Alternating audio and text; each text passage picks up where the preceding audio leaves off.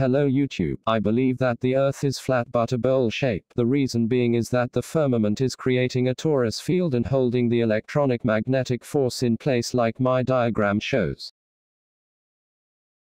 I believe the movement of the dome/firmament creates the sacred geometry patterns that could be created by torus field electric magnetic field. Sacred geometry involves sacred universal patterns used in the design of everything in our reality, most often seen in sacred architecture and sacred art. The basic belief is that geometry and mathematical ratios, harmonics and proportion are also found in music, light, cosmology. This value system is seen as widespread even in prehistory, a cultural universal of the human condition. It is considered foundational to building sacred structures such as temples, mosques, megaliths, monuments and churches, sacred spaces such as altars, temenoi and tabernacles, meeting places such as sacred groves, village greens and holy wells, and the creation of religious art, iconography and using divine proportions. Alternatively, sacred geometry-based arts may be ephemeral, such as visualization, sand painting and medicine wheels. Sacred geometry may be understood as a worldview of pattern recognition, a complex system of religious symbols and structures involving space, time and form. According to this view, the basic patterns of existence are perceived as sacred. By connecting with these, a believer contemplates the great mysteries and the great design. By studying the nature of these patterns, forms and relationships and their connections, insight may be gained into the mysteries, the laws and lore of the universe.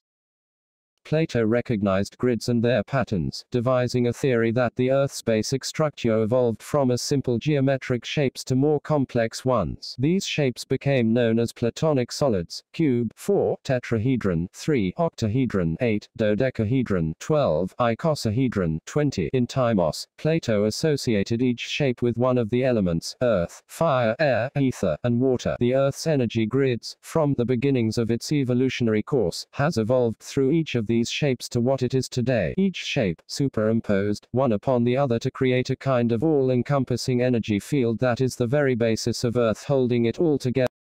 Bill Becker and Berta Hagens discussed the code of the Platonic solids' positions on Earth, ascribing this discovery to the work of Ivan P. Sanderson, who was the first to make a case for the structure of the icosahedron at work in the Earth. He did this by locating what he referred to as vile vortices, refer to a claim that there are 12 geometrically distributed geographic areas that are alleged to have the same mysterious qualities popularly associated with the Bermuda Triangle, the Devil's Sea near Japan, and the South Atlantic anomaly. Becker and Hagen's attention was drawn to this research through the work of Chris Bird, who published Planetary Grid in the New Age Journal in May 1975. After meeting with Bird, they completed their grid, making it compatible with all the Platonic solids. By inserting a creation from Buckminster Fuller's work, they proposed that the planetary grid map outlined by the Russian team Goncharev, Morozov and Makarov is essentially correct, with its overall organization anchored to the north and south axial poles and the Great Pyramid at Giza. They believed the Russian map lacked completeness, which led them to overlaying a complex, icosahedrally derived, spherical polyhedron developed by R. Buckminster Fuller. In his book Synergetics 2, he called it the composite of primary and secondary icosahedron great circle set. Hartmann net or Hartmann lines. The Hartmann net consists of naturally occurring charged lines, running north-south and east-west. It is named after Dr. Ernst Hartmann, a well-regarded German medical doctor, who first described it soon after the Second World War. Alternate lines are usually positively and negatively charged, so where the lines intersect it is possible to have double positive charges and double negative charges, a one positive and one negative charge. It is the intersections that are seen to be a source of potential problems. The Hartmann net appears as a structure of radiations rising vertically from the ground like invisible, radioactive walls, each 21 centimeters, 9 inches wide. The grid is magnetically orientated. From north to south they are encountered at intervals of 2 meters, 6 feet 6 inches, while from east to west they are 2.5 meters, 8 feet, apart. Between these geometric lines lies a neutral zone, an unperturbed microclimate. This network penetrates everywhere, whether over over open ground or through dwellings. The Hartmann net has been defined using the Chinese terms of yin and yang. The yin, north-south lines, is a cold energy which acts slowly, corresponds to winter, is related to cramps, humidity and all forms of rheumatism. The yang, east-west lines, is a hot, dry, rapidly acting energy. It is related to fire and is linked to inflammations. The points formed by the intersection of these lines, whether positive or negative, are dynamic environments sensitive to the rhythms of the hours and the seasons. It has been suggested that both the Curry grids and Hartmann net are earthing grids for cosmic rays that constantly bombard the Earth, and that they can be distorted by other things, such as geological fault lines and underground mining. It is also possible to have spots where the Curry and Hartmann lines cross, causing further potential problems. These spots are generally seen to be more detrimental than a single crossing within the Curry or Hartmann system. Ley lines are alleged alignments of a number of places of geographical interest, such as ancient monuments and megaliths that are thought by certain adherents to dowsing and New Age beliefs to have spiritual power. Their existence was suggested in 1921 by the amateur archaeologist Alfred Watkins. In his book The Old Straight Track, the believers in ley lines think that the lines and their intersection points resonate a special psychic or mystical energy. Ascribing such characteristics to ley lines has led to the term being classified as pseudoscience. Ley lines can be the product of ancient surveying, property markings, are commonly traveled pathways. Many cultures use straight lines across the landscape. In South America, such lines often are directed towards mountain peaks. The Nazca lines are a famous example of lengthy lines made by ancient cultures. Straight lines connect ancient pyramids in Mexico. Today, modern roads built on the ancient roads deviate around the huge pyramids. The Chaco culture of northwestern New Mexico cut stairs into sandstone cliffs to facilitate keeping roads straight. Additionally, chance alignments and coincidence are often cited as explanations that cannot be ruled out.